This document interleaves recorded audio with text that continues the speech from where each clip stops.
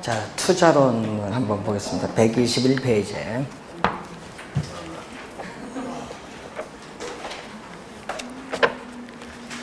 저번 주에 정책론 다 하셨죠?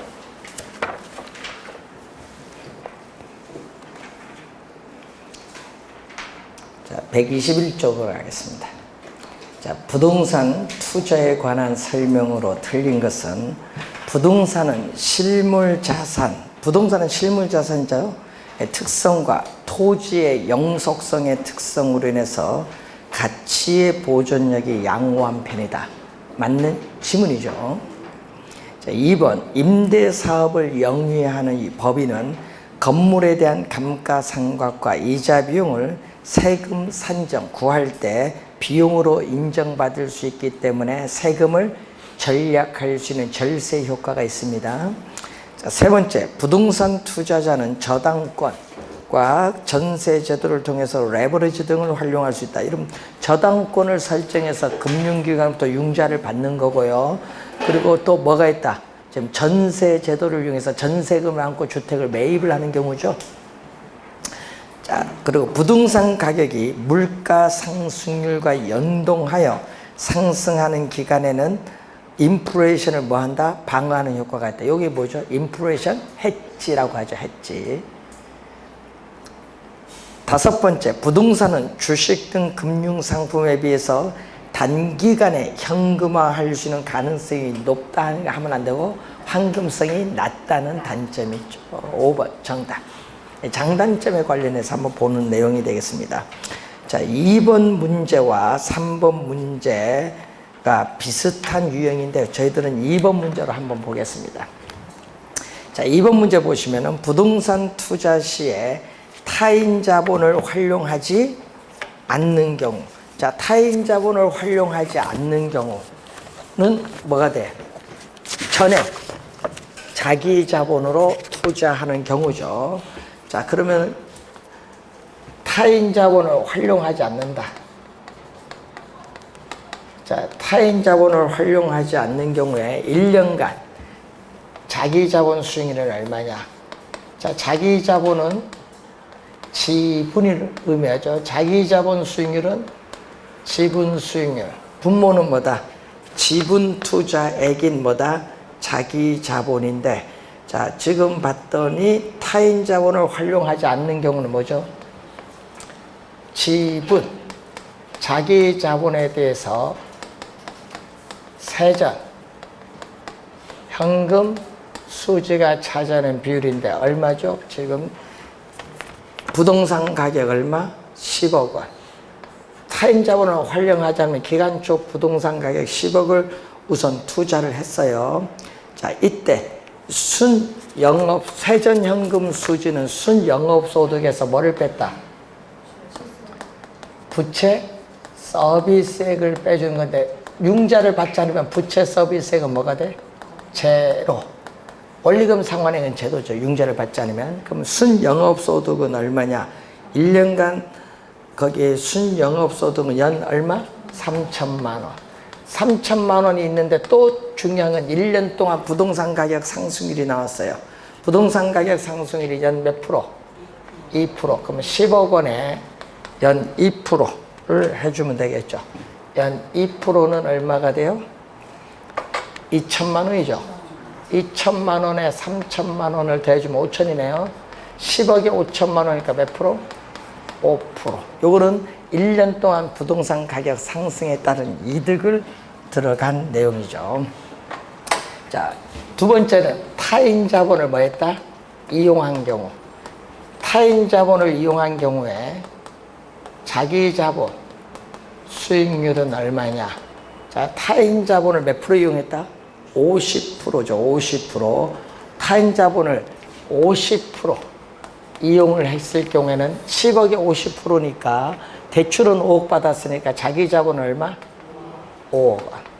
자기 자본 5억에서 자, 1년간 순영업소득 얼마? 3천만 원에서 이자를 빼는데 자, 5억을 융자를 받았어요. 문제는 5억을 받았는데 거기에 붙더니 대출 조건은 원리금은 만기시일시상환. 만기시일시상환은 대출금은 만기 전에 갚고 매 기간 뭐만 갚는다? 이자. 그럼 이자만 갚으면 되겠네요. 이자율 몇 프로? 4%. 5억에 1년간 이자만 갚으면 돼요. 왜? 대출금은 만기 전에 갚는 거니까. 자, 4%. 얼마죠? 5억에 4%는 2천만 원? 2천만 원. 그럼 3천에 2천을 뺐는데 또 1년간 부동산 가격 상승이 또 몇 프로다? 2%잖아요. 여기 2%. 그럼 여기 2천만 원이네요. 2천만 원 없어지니까 5억에 3천이니까 얼마? 몇 프로? 6%가 되겠죠. 6%. 그래서 이런 유형의 문제, 타인 자본을 이용하지 않은 경우, 전액 자기 자본으로 투자한 경우, 타인 자본을 50% 이용한 경우에 우리가 계산하는 것, 자기 자본 수익률 계산하는 문제. 원래도 좀 중요하죠. 이런 형태로 또 3번을 한번 여러분이 계산해 보시면 되겠습니다. 자, 4번 문제로 갑니다. 자, 이런 박스가 나오면 어려워요. 자, 부동산 투자의 레버리지 효과에 관한 설명으로 옳은 것을 모두 고른 것. 타인 자본의 이용으로 레버리지를 활용을 하면은 위험은 뭐다? 레버리지를 활용하지 않을 때보다 위험은 증가합니다. 감소하는 것이 아니라 위험은 증가한다. 그래서 기억 틀린 지문. 자, 니은 대부 비율 뭐 나오고 있는데, 자, 거기 니은은 얘기죠. 총 우리 자본 수익률 또는 총 투자 수익률입니다. 총 투자한 자본으로 얻는 수익률은 우리는 내돈, 내 대한 대가, 지분, 수익률, 내 돈에 대한 대가, 남에 대한 대가. 여러분 저당 수익률, 저당 수익률은 뭐죠? 대출, 이자율. 자, 요거는 내 돈에 대한 대가, 남의 돈에 대한 대가인데 문제는 총 투자한 자본에 대한 대가는, 내 돈에 대한 대가는 여기다가 뭐 들어요? 부동산 가격에서 내 돈이 차지하는 비율 들어가고, 여기는 부동산 가격에서 남의 돈이 차지하는 비율, 뭐죠? 대부 비율. 내 돈에 대한 대가와 남의 돈 대가를 합쳤더니 총 투자한 자본에 대한 대가를 구할 수 있다. 이런 얘기죠. 자, 지금은 구하는 게 뭐죠? 총 자본 수익률은 몇 프로? 문제에서 10%. 저당 수익률이 8%. 자, 요게 8%. 요것은 10%다. 자, 지분 수익률 곱하기. 네, 여러분이 거기서 또 중요한 수식이 요걸 이해를 해놔야 돼. 이 지분 비율과 대부 비율을 대주면 얼마다? 1이다. 그럼 지금 대부 비율이 몇 프로? 네? 문제 대부 비율이 50%. 그럼 지분 비율도 50%, 0.5죠. 여기 0.5. 여기도 얼마? 0.5. 지금 50% 주어졌죠? 네. 대부 비율 4%잖아요. 그럼 4% 넘어가면 몇 프로? 6%. 6%를 뭘로? 0.5로 나눠주면 뭐가 나온다? 지분 수익률. 0.5는 2분의 1이죠. 그러니까 몇 프로? 12%가 나온다. 12%. 그래서 니은 맞는 지문. 니은은 맞는 지문입니다. 딕은 V 레버리지 효과가 발생한 경우 부채비율을 낮춰서, 여러분 아까 우리 앞에 볼 때 V 레버리지 효과가 어떻게 발생할 경우에는 뭐를? 대출 이자율을 낮춰야 돼. 부채비율을 낮추는 게 아니라 뭐를 낮춘다? 대출 이자율을 낮춰야 돼. 대출 이자를 낮추어서 정의 레버리지 효과로 전환시킬 수 있습니다. 그래서 틀린 지문이 됩니다. 자, 기억 디귿 틀렸으니까 기억 디귿 들어간 건 다 답이 아니야. 기억 디귿 들어간 거 다 빼버리면 답은 몇 번? 3번이 정답이야. 네 번째, 총 자본 수익률과 저당 수익률이 똑같다. 똑같으면은 부채 비율이 변화를 해도 자기 자본 수익률에 영향을 미치지 못한다. 그러니까 지분 수익률, 종합 수익률, 저당 수익률 세 개가 다 똑같다. 네 번째는 뭐죠? 니을은 중립적 지렛대 효과. 네 번째는요, 중립적 지렛대 효과에 대한 설명. 아까 앞시간에서 우리 배우셨던 중립적 지렛대 효과. 여러분 이런 문제 나오면 이거 어려운 문제입니다. 이거 쉬운 문제 아니에요. 그래서 이런 답 찾을 때 이게 좀 어려운 유형의 문제다 이렇게 보시고 5번은 점수를 주려고 내는 문제죠. 자, 투자, 재원의 일부인 부채가 증가, 남의 돈, 부채가 증감에 따라 원금 이자에 대한 채무 불이행의 가능성이 또 높아지고 금리 상승기에는 또 추가적인 이 비용 부담이 발생하는 경우, 이런 경우는 뭐죠? 우리는 금융위험, 자금을 융통받으면서 생기는 금융위험에 대한 설명. 5번 정답. 부동산 위험에 투자했다는 위험의 유형의 금융위험에 대한 설명. 6번 문제로 갑니다. 부동산 투자의 위험에 관한 설명으로 틀린 것은 장래에 인플레이션이 예상되는 경우에는 대출자는 뭘로? 변동이자율 대신 고정이자율로 대출하기를 선호한다니까 틀렸죠. 대출자는 누구? 금융기관이에요. 금융기관은 고정이자율 대신에 대출금리, 인플레이션이 예상되는 경우에는 대출금리 인상을 통해서 금리 변동 위험을 두고 차입자에게 전가시킬 수 있는 변동금리를 선호합니다. 변동금리를 선호해. 1번 틀린 지문이 되죠. 1번은 인플레이션 위험에 대한 설명이죠. 1번은 인플레이션 위험에 대한 설명. 2번 부채 비율이 크면 또 부채, 남의 돈 부채 비율이 크면 지분 수익률이 커질 수도 있지만 마찬가지로 부담을 해야 할 원리금 상환에 따른 위험 부담도 뭐다? 커진다. 2번은 뭐다? 금융위험. 2번은 금융위험. 3번 운영위험이란 사무실 관리, 근로자의 파업, 영업경비 변동 등으로 인해서 야기될 수 있는 수익성의 불확실성을 폭넓게 지칭하는 개념, 운영위험 또는 영업위험이라고 하죠. 자, 위치적 위험은 부동산을 둘러싼 외부 환경이 변하면은 대상 부동산의 상대적 위치가 변화하는 위험을 위치적 위험 개념이 나와 있고, 대상 부동산을 현금화하는 과정에서 발생하는 시장 가치의 손실의 가능성을 우리 무슨 위험? 유동성 위험 개념이 나와 있네요. 네, 정답은 1번이 정답. 자, 7번 문제로 갑니다. 부동산 투자의 위험에 관한 설명으로 옳은 것을 모두 고른 것. 또 이런 유형의 문제가 또 어려운 문제입니다. 박스. 경기 침체로 인해서 부동산의 수익성이 악화되면서 야기되는 위험은 시장 위험이에요.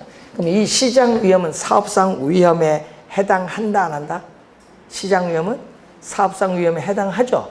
1번 기억 맞는 질문이죠. 우리 앞 시간에 배웠습니다. 차입자에게 고정금리 대출을 실행하면 대출자인 금융기관의 인플레이션 위험은 낮아진다. 여러분 고정하면 안 돼. 변동금리 대출을 시행하면 대출자는 인플레이션이 발생하면 금리 인상을 통해서 금리 변동 위험을 차입자에게 전가시키기 때문에 인플레이션 위험은 낮아지는 거예요. 맨 끝에 낮아진다 밑줄 긋고 요거 니은은 무슨 위험? 인플레이션 위험. 니은은 인플레이션 위험에 대한 설명. 자, 디귿 효율적 프론티어가 나오죠.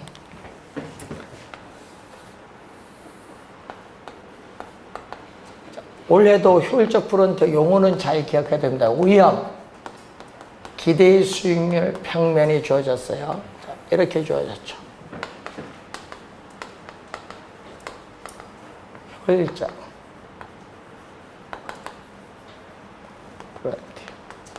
효율적 프론티어 또는 효율적 전선이라고 우리 얘기를 하는데, 자, 여러분 요 밑에만 선택이 가능합니다. 자, 이 얘기죠. 주어진 5%, 주어진 동일한 위험에서 위에는 선택이 안 돼요. 최고의 기대 수익률을 나타내는 포트폴리오를 연결한 곡선을 효율적 프론티어라고 해요. 그러면 효율적 프론티어는 뭐다? 지금 오른쪽 위로 올라갑니다. 여러분 시험 문제 주의해야 돼요. 우상향, 오른쪽 위를 향하는 곡선이에요. 우상향하는 이유가 뭐냐? 이게 디귿 설명. 우상향하는 이유가 나왔어요. 그럼 이 전보다 더 높은 기대의 수익률을 얻기 위해서는 투자자는 위험을 더 부담을 해야 된다. 위험을 더 감수하지 않으면 기대의 수익률을 얻을 수 없다는 얘기예요. 이것을 설명하는 게 디귿. 우상향하는 이유. 자, 디귿은 요거 효율적 프론티어가 우상향하는 이유를 설명합니다. 디귿 맞는 지문. 네 번째, 개별 부동산의 특성으로 인한, 여러분 개별 부동산의 특성으로 야기되는 위험은 비체계적 위험. 체계적 위험이 아니라 개별 부동산의 특성으로 야기되는 위험은 무슨 위험? 비체계적 위험. 이것도 작년에 또 출제했어. 체계적이 아니라 비체계적 위험은 포트폴리오를 통해서 분산 투자를 통해서 제거할 수 있다. 제거할 수 있기 때문에 피할 수 있는 위험이겠죠. 네 번째는 틀렸습니다. 그래서 맞는 지문은 기억 디귿 1번 정답. 어려운 유형의 또 문제입니다. 자, 8번 문제로 갑니다. 위험 수익에 관한 설명으로 틀린 것은 부동산은 인플레이션 상황에서 화폐 가치 하락에 대한 방어 수단으로서 실물 자산의 부동산에 투자하면 실질적 구매력을 보호받을 수 있죠. 맞는 질문. 자, 2번. 지역별, 용도별로 다양하게 포트폴리오를 구성하며 피할 수 있다. 있다의 동그라미. 피할 수 있다는 무슨 위험?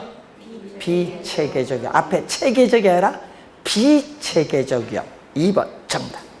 피할 수 있는 위험은 비체계적 위험. 피할 수 없는 위험은 체계적 위험.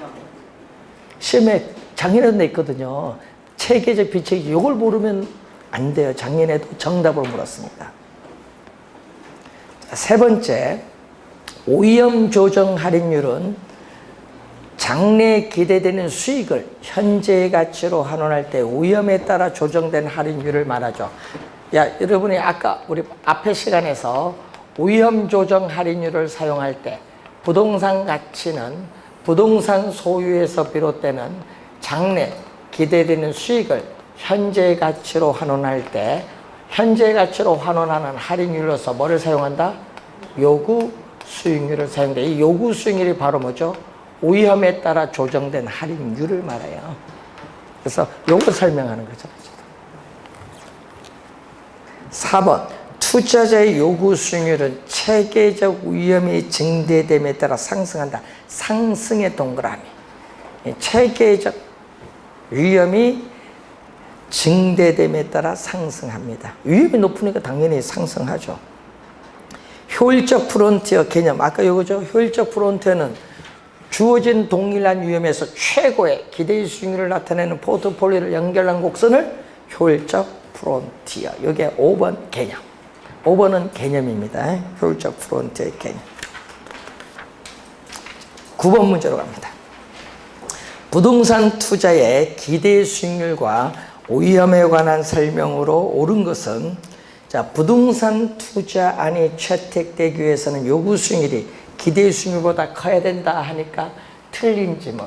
자, 여러분 기대 수익률과 요구 수익률 관계에서 기대 수익률과 요구 수익률 관계에서 기대 수익률이 요구 수익률보다 높으면은 뭐를 한다?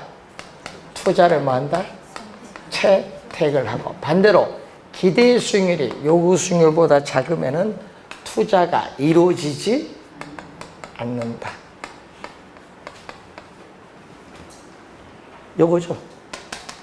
그래서 1번은 틀린 질문. 자, 2번 평균 분산의 지배의 원리는 아까 위험 회피형 투자자의 행위인데 A 투자원과 B 투자원의 기대 수익률이 같다. 동일한 경우에는 위험이 낮은 걸 선택해야 돼요. A 투자원보다 B 투자원의 기대 수익률이 표준편차. 표준편차가 위험해요. B가 위험이 더 크면은 위험이 낮은 뭐를?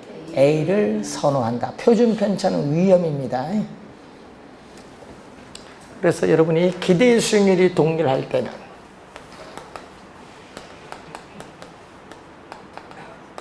기대의 수익률이 동일할 때는 지금 뭐를 선택해야 된다? 위험이 낮은 걸 선택하라. 그리고 위험이 같다.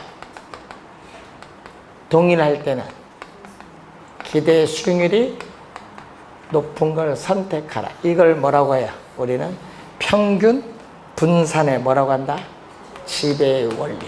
지배의 원리면서 또 뭐죠? 위험 회피형 투자자의 행위를 말하죠. 2번 정답. 3번 투자자가 위험을 회피할수록 위험 기대 수익률의 관계를 나타낸 무차별 곡선의 기울기. 자, 여러분이 자 이런 의미거든요. 위험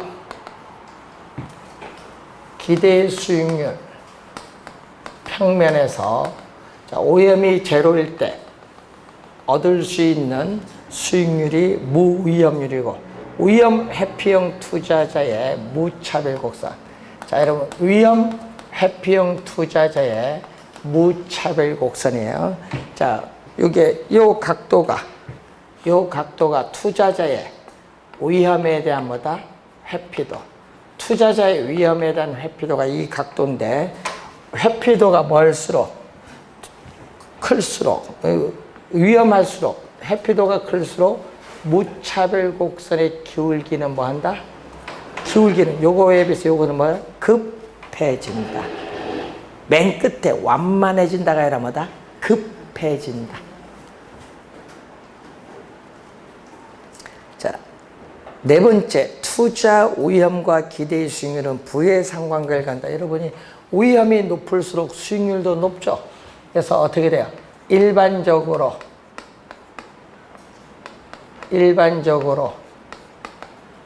위험과 수익은 투자자가 부담하는 위험이 높을수록 요구하는 기대의 수익률도 커지죠. 화살표가 같은 방향으로 변동할 때를 우리 뭐라고 하죠? 플러스. 마이너스가 아니라 플러스. 플러스를 우리는 비례. 마이너스는 뭐다? 반비례. 플러스는 비례. 일반적 위험과 수익은 비례 관계에 있다. 이것을 우리는 전문용어로 위험, 수익에 뭐라고 하죠? 상쇄관계. 위험, 수익. 네 번째 설명은 위험, 수익, 상쇄관계에 대한 설명. 네 번째, 4번은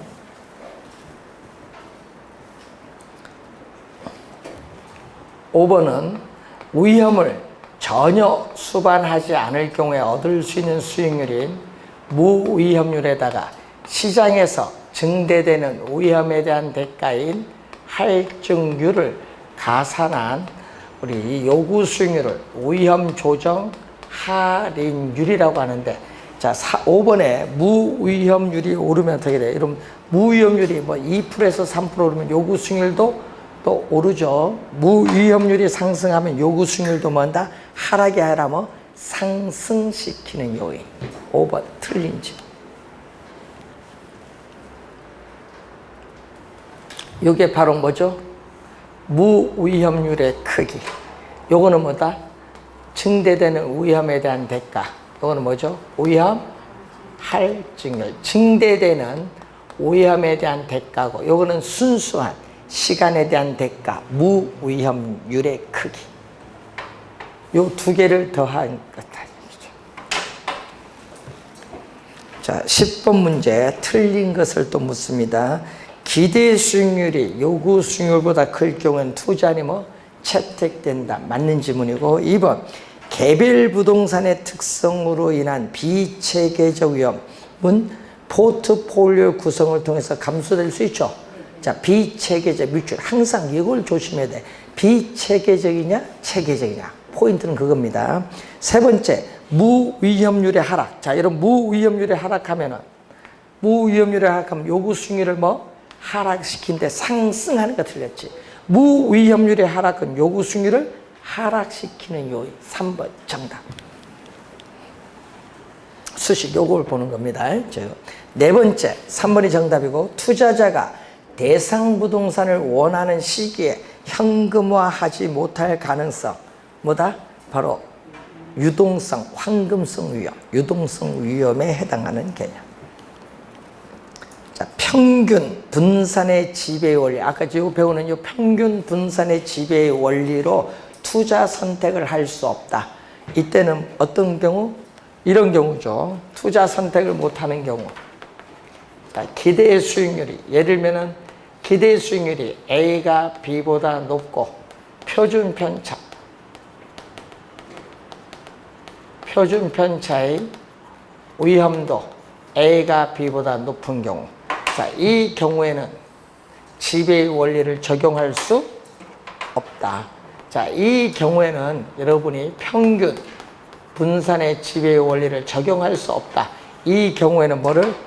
포트폴리오 이론을 적용하든지, 지금 이제 나오는 변이 계수를 적용하든지, 그래서 나오는 거죠. 그래서 선택을 할 수 없을 때 변동 계수를 활용하여 투자안의 우위를 판단할 수 있다. 그러니까 왜? 변동 계수는 투자안의 상대적 위험을 나타내는 거잖아요. 아니면은 뭐를 가지고 또 포트폴리오 이론을 적용해서 또 판단할 수도 있어요. 자, 정답은 3번이 정답. 11번 문제로 갑니다. 자, 상가 경제 상황별 예측된 확률이 다음과 같을 때 상가 기대 수익률이 8%라고 한다. 정상적인 경제 상황인 경우 관련에 들어갈 예상 수익률이 얼마냐? 자, 거기 비관적이다. 비판적, 그 오타가 났네요. 비관적. 자, 비관적으로 고치시면 돼요. 자, 거기 보시면은, 자, 우선은 11번에 보시면은, 자, 상가의 기대 수익률 얼마? 자, 상가의 기대 수익률은 비관적일 때 몇 프로? 비관적일 때 4%. 비관적일 때 4%. 그리고 뭐일 경우에? 정상적일 때 모르겠네요. X 퍼센티지. 정상적은 몰라요. 그리고 낙관적일 때는 몇 프로? 10%. 낙관적일 때는 10%. 여기에 몇 프로다? 8%. 자, 그럼 가중치인 확률을 들어가는데요. 몇 프로다? 거기 확률이 전체 100%에서, 자, 전체 100%에서 비관적일 때 몇 프로? 20%를 차지해요. 예? 그래서 이게 가중치 얼마? 0.2.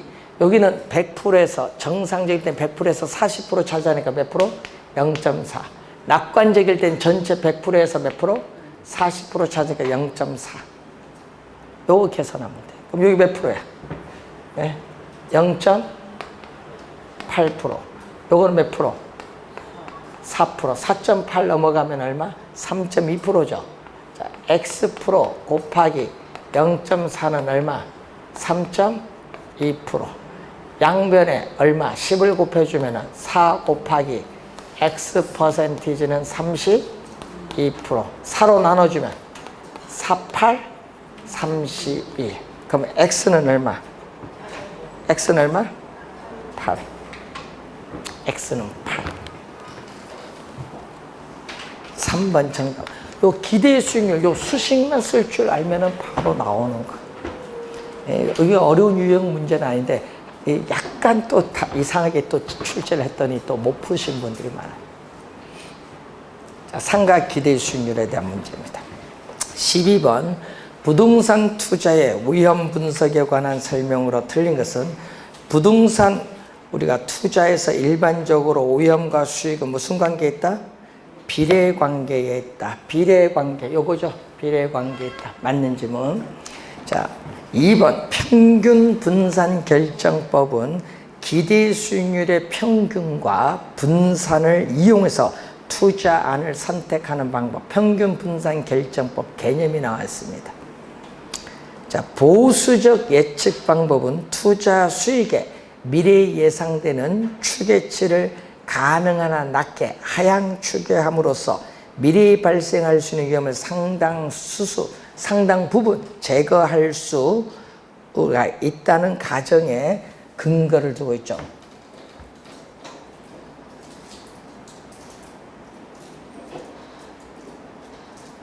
(3번) 맞는 지문이죠. 네 번째, 위험 조정 할인율을 적용하는 방법으로 장래 기대되는 소득을 현재의 가치로 환산하는 경우에 위험한 투자일수록, 아까 위험한 투자일수록 뭐를 적용한다?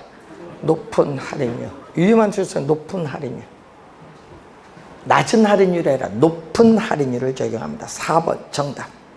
민감도 분석은 투자 효과를 분석하는 모형의 투입 요소, 뭐 임대료, 공실, 영업 경비, 이 투입 요소가 변화함에 따라 그 결과치인 뭐 수익성, 그 결과치인 수익성에 어떠한 영향을 주는가를 분석하는 기법, 민감도 분석 개념이 나와 있습니다.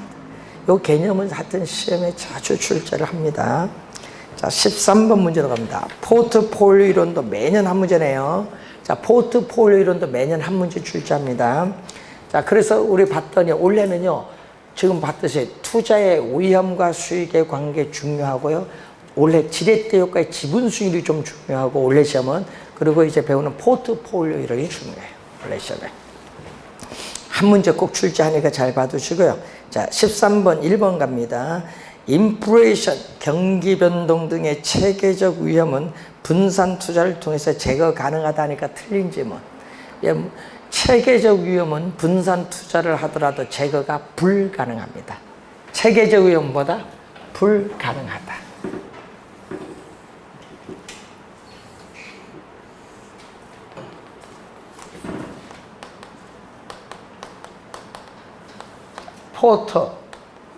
포트폴리오에 따른 위험이죠. 자, 자산의 수가 이렇게 적을 때는요, 이게 총 위험이죠. 총 위험. 총 위험은 체계적 위험과 뭐의 합으로 구성됐죠? 비체계적 위험의 합으로 구성되는데, 여기는 포트폴리오를 구성하는 자산의 수죠. 자, 포트폴리오를 이렇게 구성하는 자산의 수가 많아도 요거는 변화가 있다 없다? 변화가 없죠. 예, 요 위험이 바로 무슨 위험? 체계적 위험은 포트폴리오를 구성하는 자산의 수가 많더라도 요것은 제거되지 않아요. 요건 변화 자체가 없어요. 체계적 위험은 제거가 불가능하다. 이 체계적 위험은 제거가 불가능하다는 거. 무슨 위험? 우리는 시장에 존재하는 모든 부동산에 어떻게 영향을 미치기 때문에 피할 수 없는 위험이다. 피할 수 없는 위험. 피할 수 없는 위험. 요 위험이 무슨 위험? 비체계적 위험. 그러니까 비체계적 위험은 분산 투자를 통해서 제거할 수 있기 때문에 피할 수 있는 위험. 비가 들어오면 이건 피할 수 있는 위험이다. 잘 확인해 두셔야 됩니다. 자, 2번 투자 자산 간의 상관계수가 1보다 작을 경우에는 포트폴리오 구성을 통한 위험 절감 효과가 나타나지 않는다. 밑줄 여기 틀렸죠? 상관계수가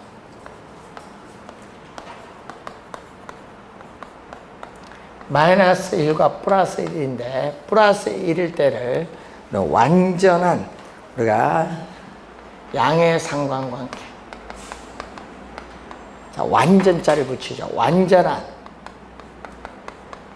양의 상관관계예요.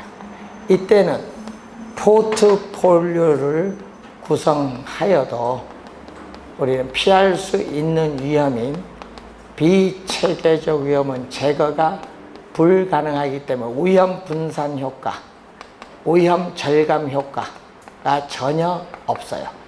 여기서는 전혀 없는데 문제는 요것보다 작다. 1보다 작을 경우에는 절감 효과가 있지. 1에 가까이 갈수록 비체계적 위험이 점점 제거가 안 되는 거죠. 그래서 이때는 위험 분산 효과, 포트폴리오 효과는 작아져요. 그러니까 위험 작아지는 거지. 1에 가까이 갈수록 작아지기 때문에 위험 분산 효과 있기는 있죠. 작아지는 거지. 그래서 2번은 나타나지 않는다 하면 안 돼요. 틀린 질문.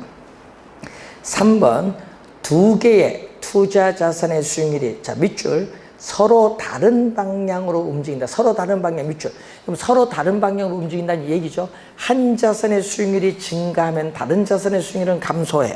이런 경우에는 상관계수는 무슨 값? 마이너스. 양이 아니라 마이너스. 서로 다른 방향하면 마이너스. 음의 값을 가짐으로 위험 분산 효과는 커진다. 작아지는 것이 아니라 커진다. 이쪽으로 마이너스 값을 가지면서 마이너스 1로 갈수록 위험 분산 효과는 뭐다? 커진다. 위험 분산 효과는 커진데 상관계수가 마이너스 값을 갔을 때는 두 자산 간의 수익률이 움직임이 어떻게 돼요? 서로 다른 방향. 두 자산 간의 수익률이 움직임이 서로 다른 방향으로 움직이면 마이너스. 그럼 서로 같은 방향으로 움직이면 뭐다? 서로 같은 방향으로 움직이면 뭐가 돼? 플러스.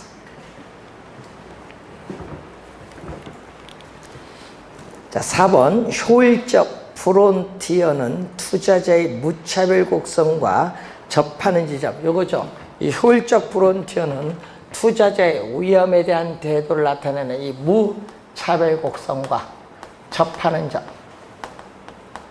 이 접하는 점이 요 점이죠. 요 접하는 이 점이 바로 투자자의 기대되는 효용을 극대화시켜주는 뭐다? 최적 포트폴리오다. 만나는 점 하면 안 돼요. 만나는 점. 만나는 점 하면 안 되죠. 이런 것도 있잖아요. 여러분, 이 점은 만나는 점인데 이 두 점을 지나는 무차별 곡선은 이 점을 지나는 무차별 곡선보다 낮기 때문에 어떻게 돼요? 만족을 극대화시킨 건 이 점이에요. 그래서 효율적, 우리가 포트폴리오, 요 효율적 프론트 상에 있는 점이라 할지라도 이 두 점은 투자자의 만족이 낮고 이 점이 가장 만족이 극대화돼요. 이 점이 바로 최적 포트폴리오. 예. 만나는 점 하면 안 되고 접하는 점, 접점이라는 걸 항상 주의해 두셔야 되겠습니다. 자, 5번 포트폴리오에 편입되는 투자 자산의 수를 늘림으로써 체계적 위험이 아니죠. 이 투자 자산의 수를 늘려가면 어떻게 돼요? 이 투자 자산의 수를 이렇게 늘려가면 체계적 위험이 아니라 뭐가 줄어들어? 비체계적 위험이 줄어들어. 체계적 위험이 아니라 비체계적 위험이 줄여 나갈 수 있으면 그 결과로 뭐가 줄어든다? 총 위험이 줄어드는 거지. 5번 틀린 지문. 자, 14번 문제로 갑니다. 틀린 건데 분산 투자 효과는 포트폴리오 효과입니다. 분산 투자 효과는 포트폴리오 효과는 포트폴리오를 구성하는 투자 자산 종목의 수를 늘릴수록 투자 자산 종목의 수를 늘릴수록 뭐가 줄어들어? 비체계적, 체계적 위험이 아니라 비체계적 위험이 감소되어 포트폴리오 전체 총 위험이 감소되는 것. 1번 정답. 지문을 잘 보셔야 되고 2번 포트폴리오 전략에서 구성자산 간의 수익률이 반대 방향 밑줄. 여러분, 수익률이 서로 다른 방향, 반대 방향으로 어떻게 돼요? 움직일 경우에는 상관계 수익값이 뭐다? 상관계 수익값이 마이너스 값을 가지기 때문에 위험 분산 효과가 뭐다? 커진다. 크다. 맞는 지문. 3번 효율적 프론티어란 평균 분산 지배의 원리에서 모든 위험 수준에서 최대의 기대 수익률을 얻을 수 있는 포트폴리오를 연결한 곡선, 집합을 말하죠. 개념이 나와 있는데 3번은 개념. 4번 효율적 프론티어의 우상향에 대한 의미는 여러분, 우상향하는 이유는 투자자가 더 높은 기대 수익률을 얻기 위해서는 위험을 더 부담을 해야 한다는 걸 의미한다. 자, 4번은 우상향하는 이유가 나와 있어요. 자, 5번 포트폴리오 이론은 투자 시에 여러 종목의 분산 투자함으로써 위험을 분산시켜서 안전된 수익을 얻으려는 자산 투자 이론 개념이 나와 있죠. 항상 포트폴리오는 분산 투자, 한 자산에 집중적으로 투자하는 것이 아니라 여러 자산에 나누어 분산 투자함으로써 위험을 감소시키는 것을 목적으로 해요.